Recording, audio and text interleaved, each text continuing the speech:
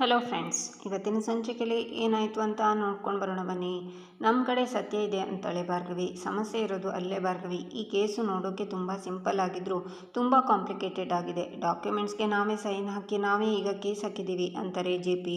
ಹಾಗಂತ ಆಗಿರೋ ತಪ್ಪನ ಮೋಸನ ಹೇಳದೆ ಸುಮ್ಮನೆ ಇರೋದಕ್ಕಾಗತ್ತಾ ಅಂತಾನೆ ಅರ್ಜುನ್.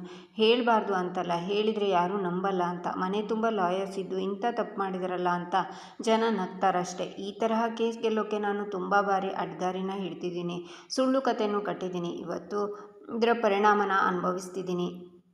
ನೀವಿಬ್ಬರು ಆ ತಪ್ಪು ಮಾಡಬಾರ್ದು ಅಂತ ಹೇಳ್ತಿದ್ದೀನಿ. ಜಗನ್ ವಿರುದ್ಧ ಕೇಸ್ ಗೆಲ್ಲೋದಕ್ಕೆ ಸುಳ್ಳು ಕತೆ ಕಟ್ಟದೆ ನೇರವಾಗಿ ಕೇಸ್ ಗೆಲ್ತೀರಾ ಅಂತ ನನಗೆ ಮಾತು ಕೊಡಿ ಅಂತಾರೆ ಜೆ.ಪಿ. ಭಾವ, ಇಷ್ಟಕ್ಕೆ ಇಷ್ಟೊಂದು ಟೆನ್ಷನ್ ಮಾಡ್ಕೋತಿರಲ್ಲ. ನನ್ನ ಮಗಳು ಅಳಿಯಂದ್ರು ಯಾವತ್ತಾದರೂ ಸುಳ್ಳು ಹೇಳಿದಾರಾ? ಹೇಳಿ ನೋಡೋಣ ಅಂತಾನೆ ಶ್ರೀಮಂತ. ಇಷ್ಟು ದಿನದ ಮಾತೇ ಬೇರೆ ಶ್ರೀಮಂತ. ಆದರೆ ಇವತ್ತು ನಮ್ಮ ಮುಂದೆ ಮನೆಯವರು ಅನ್ನೋ ಸಂಬಂಧ ಕೂಡ ಇದೆ. ಸುಳ್ಳು ಹೇಳೋ ಪ್ರಮೇಯನೇ ಬರೋಕ್ಕಾಗಲ್ಲ ಅಂತ ನಾನು ಹೇಳೋಕ್ಕಾಗಲ್ಲ. ಆದರೆ ನಮಗೆ ಸುಳ್ಳಿನ ದಾರಿ ಬೇಡ, ಸತ್ಯವಾಗಿರ್ತೀವಿ, ಕೇಸನ್ನು ಗೆದ್ಕೊಂಡು ಬರ್ತೀವಿ ಅಂತ ನನಗೆ ಮಾತು ಕೊಡಿ ಅಂತ ಜೆ.ಪಿ. ಕೈನ ಮುಂದೆ ಮಾಡ್ತಾರೆ. ಅರ್ಜುನ್ ಮತ್ತು ಭಾರ್ಗವಿ ಜೆ.ಪಿ. ಕೈ ಮೇಲೆ ಕೈ ಇಡ್ತಾರೆ. ಈಚೆ ಕೋರ್ಟಲ್ಲಿ ಎಲ್ಲರೂ ಬಂದಿರ್ತಾರೆ. ಭಾರ್ಗವಿ, ನಮ್ಮ ದೇಶದಲ್ಲಿ ಮನೆಯವರು ಅನ್ನೋರು ತುಂಬಾ ಭಾವನಾತ್ಮಕವಾದ ವಿಚಾರ ಅನ್ನೋದು ನಿಮಗೆಲ್ಲ ಗೊತ್ತಿದೆ. ಇಲ್ಲಿ ಕೂತಿದಾರಲ್ಲ ಈ ಜಗನ್ ಪಾಟೀಲ್, ಇವರು ಇಡೀ ಕುಟುಂಬಕ್ಕೆ ದ್ರೋಹ ಮಾಡಿ ಮೋಸ ಮಾಡಿದ್ದಾರೆ ಯುವರ್ ಆನರ್. ನಿಮಗೆ ಗೊತ್ತಿರೋ ಹಾಗೆ ಈ ಹಿಂದೆ ನನ್ನ ಕಕ್ಷಿದಾರರು ಜೆ.ಪಿ. ಪಾಟೀಲ್ ಅವರು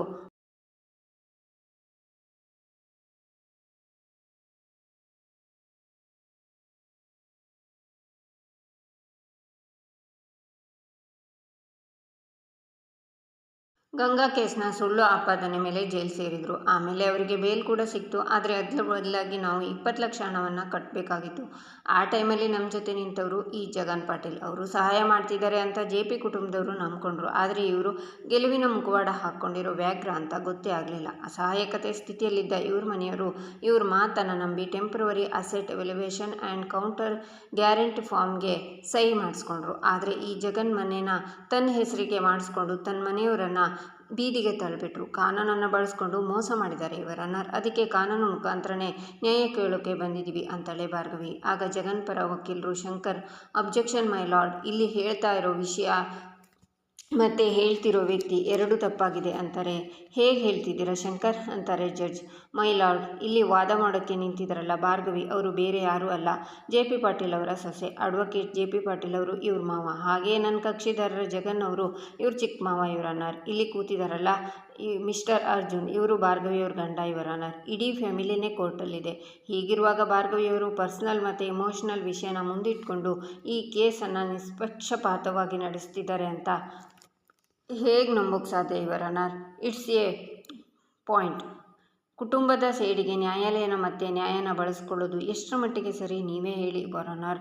ಹಾಗಾಗಿ ಈ ಕೇಸಲ್ಲಿ ಭಾರ್ಗವಿಯವರು ಮತ್ತು ಅರ್ಜುನ್ ಅವರು ವಾದ ಮಾಡೋಕ್ಕೆ ಅನರ್ಹರು ಅಂತ ಘೋಷಣೆ ಮಾಡಬೇಕು ಅಂತ ತಮ್ಮಲ್ಲಿ ಮನವಿ ಮಾಡ್ಕೋತಾ ಇದ್ದೀನಿ. ಅವರು ವಕಾಲತನ್ನು ಈ ತಕ್ಷಣ ರದ್ದು ಮಾಡಬೇಕು ಅಂತ ಘನ ನ್ಯಾಯಾಲಯದ ಮುಂದೆ ಕೇಳ್ಕೊತೀನಿ ಯುವರ್ ಆನರ್ ಅಂತಾರೆ ಶಂಕರ್. ಆಗ ಅರ್ಜುನ್, ನಮ್ಮ ಅಪೋಸಿಷನ್ ಲಾಯರ್ ನನ್ನ ತಂದೆ ಇದೇ ಊರಿನವರು ಅನ್ನೋದನ್ನು ಮರ್ತಿದ್ದಾರೆ ಅನಿಸುತ್ತೆ ಯುವರ್ ಆನರ್. ಈ ದೇಶದ ಪ್ರಜೆಯಾಗಿ ಅವ್ರ ಪರ ವಾದ ಮಾಡೋಕ್ಕೆ ಯಾವುದೇ ಲಾಯರ್ನ ನೇಮಕ ಮಾಡೋ ಹಕ್ಕು ಅವರಿಗೆ ಇದೆ. ಅದೇ ರೀತಿ ಒಬ್ಬ ಸೊಸೆ ತನ್ನ ಕುಟುಂಬದ ಪರವಾಗಿ ವಾದ ಮಾಡಬಾರ್ದು ಅಂತಲೂ ಅಡ್ವೊಕೇಟ್ ಆ್ಯಕ್ಟ್ 1961 ಅಥವಾ ಬಾರ್ ಕೌನ್ಸಿಲ್ ಇಂಡಿಯಾ ರೂಲ್ಸಲ್ಲಿ ಎಲ್ಲೂ ಹೇಳಿಲ್ಲ. ಈ ಹಿಂದೆ ಭಾರ್ಗವಿಯವರು ಸಂಧ್ಯಾ ಕೇಸಲ್ಲಿ ಜೆ.ಪಿ. ಪಾಟೀಲ್ ವಿರುದ್ಧವಾಗೇ ಹೋರಾಡಿದ್ರು, ನಿಮಗೆ ನೆನಪಿದೆ ಅನ್ಕೋತೀನಿ. ಈ ವಿಷಯನ ಯಾಕೆ ಹೇಳ್ತಿದ್ದೀನಿ ಅಂತಂದರೆ ಭಾರ್ಗವಿಯವರು ಇಲ್ಲಿ ತನಕ ನ್ಯಾಯಕ್ಕಾಗಿ ಹೋರಾಡಿದರೆ ಹೊರತು ಎಲ್ಲೂ ಪಕ್ಷಪಾತ ಮಾಡಿಲ್ಲ. ಈಗಲೂ ನಾವು ಈ ಕೋರ್ಟಲ್ಲಿ ಲಾಯರ್ಸ್ ಹಾಗೇ ನಿಂತಿದ್ದೀವಿ ಹೊರತು ಸಂಬಂಧಿಕರಾಗಲ್ಲ ಯುವರ್ ಆನರ್. ಇನ್ನೂ ಸ್ಪಷ್ಟವಾಗಿ ಒಂದು ಎಕ್ಸಾಂಪಲ್ ಕೊಟ್ಟು ಹೇಳ್ತೀನಿ. ಒಂದು ಮನೇಲಿರೋ ಗಂಡ ಹೆಂಡತಿ ಇಬ್ಬರು ಡಾಕ್ಟರ್. ಒಬ್ಬ ಕಳ್ಳ ಅವ್ರ ಮನೆಗೆ ಕಳ್ತನ ಮಾಡೋಕ್ಕೆ ಅಂತ ಬಂದಿರ್ತಾನೆ. ಕರೆಂಟ್ ಶಾಕ್ ಹೊಡೆದು ಬಿದ್ದೋಗ್ತಾನೆ. ಆವಾಗ ಡಾಕ್ಟರ್ ಅವರ ವೃತ್ತಿರೋ ಧರ್ಮದ ಪ್ರಕಾರ ಅವನ ಜೀವ ಉಳಿಸೋದಕ್ಕೆ ಪ್ರಯತ್ನ ಮಾಡ್ತಾರೆ. ಫಸ್ಟ್ ಏಡ್ ಕೂಡ ಮಾಡ್ತಾರೆ. ನಂತರ ಅವನನ್ನು ಪೊಲೀಸರಿಗೆ ಒಪ್ಪಿಸ್ತಾರೆ. ಅದೇ ರೀತಿ ಭಾರ್ಗವಿಯವರು ಪಾಟೀಲ್ ಮನೆ ಸೊಸೆಯಾಗಲ್ಲ, ಒಬ್ಬ ಲಾಯರ್ ಆಗಿ ಇಲ್ಲಿಗೆ ಬಂದಿದ್ದಾರೆ. ಇಲ್ಲಿ ಕೂತಿರೋ ಜಗನ್ ಪಾಟೀಲ್ ಕೂಡ ಒಬ್ಬ ಆರೋಪಿಯಾಗಿ ಮಾತ್ರ ಕಾಣ್ತಿದ್ದಾರೆ ಯುವರ್ ಆನರ್ ಅಂತಾನೆ ಅರ್ಜುನ್. ಏನಿವತ್ತು ಭಾರ್ಗವಿ ಕೋರ್ಟಲ್ಲಿ ಕೇಸನ್ನು ಸೋಲ್ತಾಳೆ ಅನ್ನೋ ಭಯ ಅಂತಾಳೆ ಸಾಕ್ಷಿ. ಆ ದೇವರೇ ನನ್ನ ಜೊತೆ ಇರುವಾಗ ಯಾವ ಭಯನೂ ಇಲ್ಲ. ಆದಷ್ಟು ಬೇಗ ಮನೆಗೆ ಮೊಮ್ಮಕ್ಕಳು ಬರಲಿ ಅಂತ ಕೇಳ್ಕೊಳ್ಳೋಕೆ ಬಂದಿದ್ದೆ ಅಂತಾರೆ ಜೆ.ಪಿ. ಆಹಾ, ಮನೇಲಿ ಬಡತನ ಇದ್ದರೂ ಇಂಥ ಆಸೆಗೇನೂ ಕಮ್ಮಿ ಇಲ್ಲ. ಅಂತಾಳೆ ಸಾಕ್ಷಿ. ಜಾಗ ಯಾವುದಾದ್ರೇನು ಸಾಕ್ಷಿ, ನಾವು ನೆಮ್ಮದಿಯಾಗಿರೋದನ್ನು ಕಲ್ತಿದ್ದೀವಿ ಅಂತಾರೆ ಜೆ ಪಿ. ಹಾಂ, ಕಲೀಲೇಬೇಕು. ಯಾಕಂದರೆ ಕೊನೆವರೆಗೂ ಇದೇ ಬಡತನದಲ್ಲಿ ತಾನೇ ಬದುಕಬೇಕು ಅಂತಾಳೆ ಸಾಕ್ಷಿ. ನಿಮ್ಗಳಿಗೆ ಈ ಖುಷಿ ನೆಮ್ಮದಿ ಅರ್ಥ ಆಗಲ್ಲ ಬಿಡು. ಆದಷ್ಟು ಬೇಗ ಭಾರ್ಗವಿ ಅರ್ಜುನ್ ನಿಮ್ಮ ಸುಕ್ಕುಗಳನ್ನು ಮುರಿತಾರೆ ಅಂತಾರೆ ಜೆ ಪಿ. ಭಾವ, ನಿಮ್ಮ ಪುತ್ರ ವ್ಯಾಮೋಹನ ಸ್ವಲ್ಪ ಕಡಿಮೆ ಮಾಡ್ಕೊಳ್ಳಿ. ನಿಮ್ಮ ಮಗನಿಂದನೇ ನೀವು ಇವತ್ತು ಬೀದಿಗೆ ಬಿದ್ದಿರೋದು ಅಂತಾಳೆ ಸಾಕ್ಷಿ. ನೀವು ಇವತ್ತು ಅದು ಯಾವುದೇ ದೇವರನ್ನು ಬೇಡ್ಕೊಂಡ್ರು, ಎಷ್ಟೇ ಬೇಡ್ಕೊಂಡ್ರು ವೇಸ್ಟ್. ಇವತ್ತು ಕೋರ್ಟಲ್ಲಿ ನಾವೇ ಗೆಲ್ಲೋದು. ಯಾಕಂದರೆ ನಿಮ್ಮ ಕಡೆ ಇರೋದು ಇಬ್ಬರೇ ಲಾಯರ್ಸ್. ಆದರೆ ಜಗನ್ ಲಾಯರ್ಸ್ ಟೀಮ್ನೇ ರೆಡಿ ಮಾಡಿದ್ದಾರೆ ಅಂತಾಳೆ ಸಾಕ್ಷಿ. ಪರವಾಗಿಲ್ಲ ಸಾಕ್ಷಿ, ಇನ್ನೂ ಒಂದಿಷ್ಟು ಲಾಯರ್ಸ್ ಬೇಕಂದರೆ ಕೇಳು, ನಮ್ಮ ಫ್ರೆಂಡ್ಸನ್ನು ಪರಿಚಯ ಮಾಡಿಕೊಡ್ತೀನಿ ಅಂತಾರೆ ಜೆ ಪಿ ಪಾಟೀಲ್. ನೀವು ಯಾರೇ ಬಂದರೂ ನನಗೇನು ಭಯ ಇಲ್ಲ ಅಂತಾರೆ. ಮಗ ಸೊಸೆ ಬಗ್ಗೆ ತುಂಬಾ ಪ್ರೀತಿ ಅಲ್ವಾ ಅಂತಾಳೆ ಸಾಕ್ಷಿ. ಇದು ಪ್ರೀತಿ ಅಲ್ಲ, ನಂಬಿಕೆ. ಅವ್ರ ಪಕ್ಕದಲ್ಲಿ ನಿಂತು ಪ್ರೀತಿ ನಗುನ ನೋಡಿದ್ದೀರಾ? ಅವರಿಬ್ಬರು ಎದುರಿಗೆ ನಿಂತು ವಾದ ಮಾಡೋದನ್ನು ನೋಡೇ ಇಲ್ಲ. ಅವ್ರ ತಾಕತ್ತೇನು ಅಂತ ಈಗ ನಿಮ್ಗೆ ಗೊತ್ತಾಗುತ್ತೆ ಅಂತಾರೆ ಜೆ ಪಿ. ಅಲ್ಲ ಬಾಬಾ, ಎಲ್ಲ ಸಾಕ್ಷಿನೂ ನಮ್ಮ ಪರವಾಗಿ ಇದ್ರೂ ನಿಮ್ಗೆ ಇಷ್ಟೊಂದು ಕಾನ್ಫಿಡೆಂಟ್ ಎಲ್ಲಿಂದ ಬರುತ್ತೆ? ಸುಮ್ಮನೆ ಜಗನ್ ಹತ್ರ ಬಂದು ಕ್ಷಮೆ ಕೇಳಿ. ಕೊನೆವರೆಗೆ ನೀವು ಜೀವನ ಮಾಡೋದಕ್ಕೆ ಒಂದು ದಾರಿನಾದರೂ ಮಾಡಿಕೊಡ್ತಾರೆ ಅಂತಾಳೆ ಸಾಕ್ಷಿ. ಸಾಕ್ಷಿ, ನೀನು ಹಳೆದನ್ನೆಲ್ಲ ಮರ್ತಿದ್ಯಾ ಅನಿಸುತ್ತೆ. ಈ ಸಿಟಿನಲ್ಲಿ ನಾನು ಎಂಥ ದೊಡ್ಡ ಲಾಯರ್ ಅಂತ ನಿನಗೆ ಗೊತ್ತು. ಆದರೆ ಬಿರುಗಾಳಿಯಾಗಿ ಬಂದು ಸೋಲಿಸಿದ್ದು ನನ್ನನ್ನು ಭಾರ್ಗವಿ. ಈಗ ಅವಳ ಜೊತೆ ಕಾಡ್ಗಿಚ್ಚಿನ ಥರ ಅರ್ಜುನ್ನೂ ಸೇರಿಕೊಂಡಿದ್ದಾಳೆ. ಅವರಿಬ್ಬರ ತಾಕತ್ತು ನಿಮ್ಮ ಲಾಯರ್ಸ್ ಹಾಗೆ ಬುಕ್ನಲ್ಲಿಲ್ಲ, ಬ್ಲಡ್ಡಲ್ಲಿದೆ. ಹುಲಿಗಳು ಹಸ್ಕೊಂಡು ಕೂತಿದ್ರು, ಕಟ್ಟಾಕಿ ಕೂರಿಸಿದ್ದೆ. ಆದರೆ ಈಗ ಬೇಟೆಯಾಡಿ ಅಂತ ನಾನೇ ಪರ್ಮಿಷನ್ ಕೊಟ್ಟಿದ್ದೀನಿ. ಇನ್ನು ಸುಮ್ಮನಿರ್ತಾವ? ಆಗಿರೋ ಅನ್ಯಾಯಕ್ಕೆ ನ್ಯಾಯ ಸಿಗೋವರೆಗೂ ಸುಮ್ಮನಾಗಲ್ಲ. ಇನ್ನೇನಿದ್ರು ನಿನ್ನ ಗಂಡನ ಪಾಪದ ಫಲ ತುಂಬಿದೆ ಸಾಕ್ಷಿ.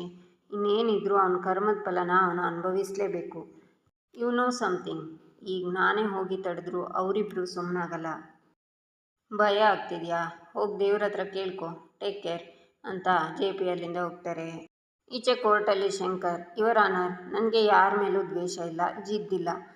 ನನಗೆ ಬೇಕಾಗಿರೋದು ಈ ಕೇಸು ಪಕ್ಷಪಾತವಿಲ್ಲದೆ ನಡೆದ್ರೆ ಸಾಕು. ಆದರೆ ಭಾರ್ಗವಿಯವರು ಹೇಳಿದ ಹಾಗೆ ಜಗನ್ ಪಾಟೀಲ್ ಅವರು ಜೆ ಪಿ ಪಾಟೀಲ್ ಅವರಿಗೆ ಬೇಲ್ ಕೊಡಿಸಿರೋದಂತೂ ನಿಜ. ಆದರೆ ಇಲ್ಲಿ ವಿಷಯನೇ ಬೇರೆ. ವಿಷಯನ ತಿರ್ಚಿ ಹೇಳಿದ್ದಾರೆ ಅಂತ ಡಾಕ್ಯುಮೆಂಟ್ಸ್ನ ಜಡ್ಜ್ಗೆ ಕೊಟ್ಟು, ಯುವರ್ ಆನರ್, ಬೇಲ್ ತಗೊಳ್ಳೋದಕ್ಕೆ ಪಾಟೀಲ್ ಮನೆಯವರಿಗೆ ಹಣದ ಅವಶ್ಯಕತೆ ಇತ್ತು. ಹಾಗಾಗಿ ಜಗನ್ ಪಾಟೀಲ್ ಅವ್ರ ಕಂಪ್ನಿಗೆ ಸ್ವ ಇಚ್ಛೆಯಿಂದ ತಮ್ಮ ಮನೆಯನ್ನು ಮಾರಾಟ ಮಾಡಿ ಹೋಗಿದ್ದಾರೆ. ಆ ಪತ್ರದಲ್ಲಿ ತಾವೇ ನೋಡ್ಬೋದು ಯುವರ್ ಆನರ್. ಮನೆಯವರೆಲ್ಲರ ಸಹಿನೂ ಇದೆ ಅಂತಾರೆ ಶಂಕರ್. ಯುವರ್ ಆನರ್, ನೀವೇ ಊಹೆ ಮಾಡ್ಕೊಳ್ಳಿ. ಅಷ್ಟೊಂದು ಜನರ ಸಹಿನ ಯಾರೂ ಬಲವಂತವಾಗಿ ಮಾಡಿಸ್ಕೊಳ್ಳೋಕ್ಕೆ ಆಗಲ್ಲ ಅಲ್ವಾ? ಯುವರ್ ಆನರ್, ಆಮೇಲೆ ಕೇಸು ಮುಗೀತು, ಬೇಲು ಸಿಕ್ತು. ಆಮೇಲೆ ದುಡ್ಡಿನ ಆಸೆಗೋಸ್ಕರ ಈ ಜೆ ಪಿ ಪಾಟೀಲ್ ಮನೆಯವರು ಜಗನ್ ಪಾಟೀಲ್ ಮೇಲೆ ಸುಳ್ಳು ಕೇಸನ್ನು ದಾಖಲಿಸಿದ್ದಾರೆ ಅಂತಾರೆ ಶಂಕರ್. ಆಗ ಜಡ್ಜ್, ಡಾಕ್ಯುಮೆಂಟ್ಸು ಸರಿಯಾಗೇ ಇದೆ ಅಲ್ವಾ ಭಾರ್ಗವಿ ಅಂತಾರೆ. ಆದರೆ ಇದರಲ್ಲಿ ಒಂದು ಸಮಸ್ಯೆ ಇದೆ ಯುವರ್ ಆನರ್. ಮೇಲ್ನೋಟಕ್ಕೆ ಅಗ್ರಿಮೆಂಟು ಪರ್ಫೆಕ್ಟಾಗಿ ಕಾಣಿಸುತ್ತೆ. ಅದರಲ್ಲಿ ಮನೆಯವರೆಲ್ಲರೂ ಸಹಿ ಮಾಡಿರೋದು ನಿಜನೇ. ಆದರೆ 1ರಿಂದ 14ನೇ ಪೇಜ್ವರೆಗೂ ಮಾತ್ರ ಸತ್ಯ ಇರೋದು. ನಿಜವಾದ ಗುಟ್ಟು 15ನೇ ಪೇಜಲ್ಲಿದೆ. ಬೇರೆ ಎಲ್ಲ ವಿಷಯಗಳನ್ನು ದೊಡ್ಡದ ಪಾಯಿಂಟ್ನಲ್ಲಿ ತೋರಿಸಿ ಮನೆ ಮಾರಾಟದ ವಿಷಯನ ಮಾತ್ರ ಸಣ್ಣ ಪಾಯಿಂಟಲ್ಲಿ ಯಾರ ಗಮನಕ್ಕೂ ಬರದೇ ಇರುವ ಹಾಗೆ ತೋರಿಸಿದ್ದಾರೆ.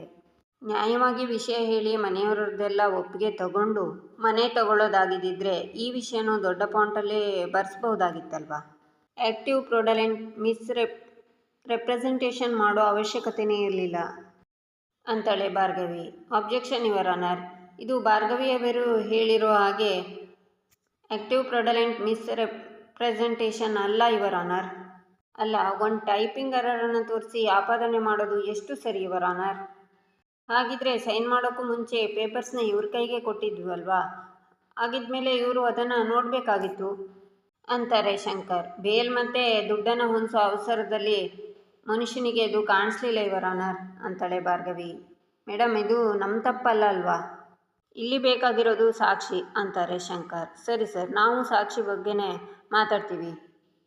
ಮನೆ ಮಾರಿದಾಗ 3 ಕೋಟಿ ಕೊಟ್ಟಿದೆ ಅಂತ ಬರೆದಿದೆಯಲ್ಲ, ಆ ದುಡ್ಡೆಲ್ಲಿದೆ ಅಂತಾರೆ ಅರ್ಜುನ್. ಹೌದಲ್ರಿ ಶಂಕರ್, ಆ ದುಡ್ಡೆಲ್ಲಿದೆ ಅಂತಾರೆ ಜಡ್ಜ್.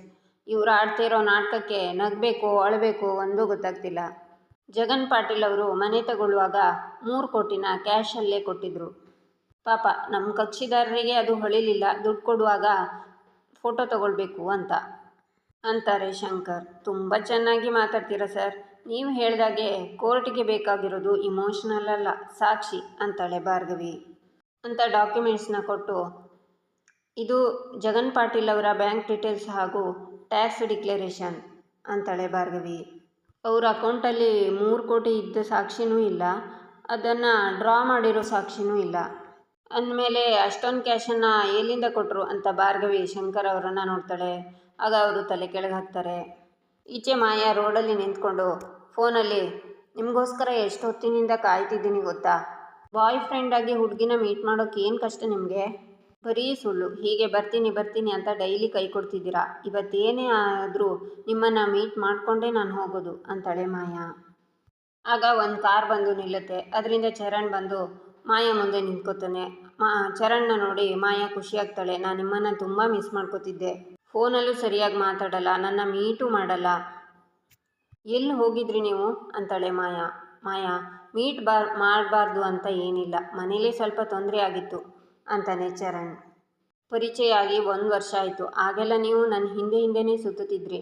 ಈಗ ನಾನೇ ನಿಮ್ಮ ಮುಂದೆ ಬಂದರೂ ಏನೇನೋ ಕಾರಣ ಹೇಳಿ ದೂರ ಮಾಡ್ತಿದ್ದೀರಾ. ಇದು ಸರಿನಾ ಅಂತಾಳೆ ಮಾಯಾ. ಆಗಿನ ಪರಿಸ್ಥಿತಿನೇ ಬೇರೆ ಇತ್ತು ಮಾಯಾ. ಈಗ ನಾನಿರೋ ಸ್ಥಿತಿನ ನಿನಗೆ ಹೇಗೆ ಅರ್ಥ ಮಾಡಿಸ್ಬೇಕು ಅಂತ ನನಗೆ ಗೊತ್ತಾಗ್ತಿಲ್ಲ. ಪ್ಲೀಸ್ ಅರ್ಥ ಮಾಡ್ಕೊ ಮಾಯಾ ಅಂತಾನೆ ಚರಣ್. ಬರೀ ನಿಮ್ಮ ಸ್ಥಿತಿ ಬಗ್ಗೆನೇ ಹೇಳ್ತಿದ್ದೀರಲ್ಲ, ನನ್ನ ಪರಿಸ್ಥಿತಿ ಏನಾಗಿರ್ಬೋದು ಅಂತ ನಿಮಗೆ ಯೋಚನೆ ಬಂದಿಲ್ವಾ ಅಂತ ಹೊಟ್ಟೆನ ಮುಟ್ಕೋತಾಳೆ ಮಾಯಾ. ಇದು ನಮ್ಮ ಮಗು ಚರಣ್. ನಾಳೆ ದಿನ ಮಗು ಅಪ್ಪ ಎಲ್ಲಿ ಅಂತ ಕೇಳಿದರೆ ನಾನೇನಂತ ಉತ್ತರ ಕೊಡಲಿ ಅಂತಾಳೆ ಮಾಯಾ. ಈಚೆ ಜಡ್ಜ್ ಶೇಖರ್ ಅವರೇ, ಇದಕ್ಕೇನು ಹೇಳ್ತೀರಾ ಅಂತಾರೆ. ಯುವರ್ ಆನರ್, ಭಾರ್ಗವಿಯವರು ಹೇಳ್ತಿರೋದು ನಿಜನೇ. ಜಗನ್ ಅವರ ಅಕೌಂಟಲ್ಲಿ 3 ಕೋಟಿ ಇರಲೇ ಇಲ್ಲ ಯುವರ್ ಆನರ್. ಹಾಗಾಗಿ ಹೇಗೆ ಡ್ರಾ ಮಾಡಲಿಕ್ಕೆ ಸಾಧ್ಯ? ದಾಖಲೆ ಇಲ್ಲ ಅಷ್ಟೇ ಅಂತಾರೆ ಶಂಕರ್.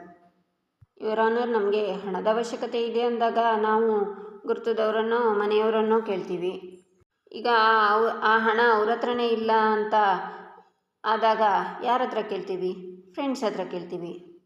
ನಮ್ಮ ಕಕ್ಷಿದಾರ ಜಗನ್ ಅವರು ತಮ್ಮ ಸ್ನೇಹಿತರಿಂದ ಸಾಲ ಮಾಡಿ ತಂದಿದ್ದಾರೆ. ಅದರಿಂದ ತಮ್ಮ ಕುಟುಂಬಕ್ಕೆ ಸಹಾಯ ಮಾಡಿದ್ದಾರೆ. ಹಾಗಾಗಿ ಸ್ಟೇಟ್ಮೆಂಟಲ್ಲಿ ಹೇಗಿರೋಕ್ಕೆ ಸಾಧ್ಯ ಅಂತಾರೆ ಶಂಕರ್. ಹಾಗಿದ್ರೆ ಅವ್ರ ಫ್ರೆಂಡ್ನ ಬ್ಯಾಂಕ್ ಅಕೌಂಟ್ನಾದರೂ ತೋರಿಸಿ, ನಾವು ಅದನ್ನು ನಂಬ್ತೀವಿ ಅಂತಾಳೆ ಭಾರ್ಗವಿ. ಅದಕ್ಕಿಂತ ಸ್ಟ್ರಾಂಗ್ ಆಗಿರೋ ಸಾಕ್ಷಿನೇ ಕೊಡ್ತೀನಿ ಅಂತಾರೆ ಶಂಕರ್. ಈ ಪ್ರೊಸೀಜರೆಲ್ಲ ನ್ಯಾಯವಾಗಿ ಲೀಗಲಾಗಿ ನಡೆದಿದೆ ಅನ್ನೋದಕ್ಕೆ ಒಬ್ಬ ವ್ಯಕ್ತಿನೇ ಸಾಕ್ಷಿ ಇದ್ದಾರೆ ಯುವರ್ ಆನರ್. ಅವ್ರ ಹೆಸರು ಈಶ್ವರ್ ಅಂತ.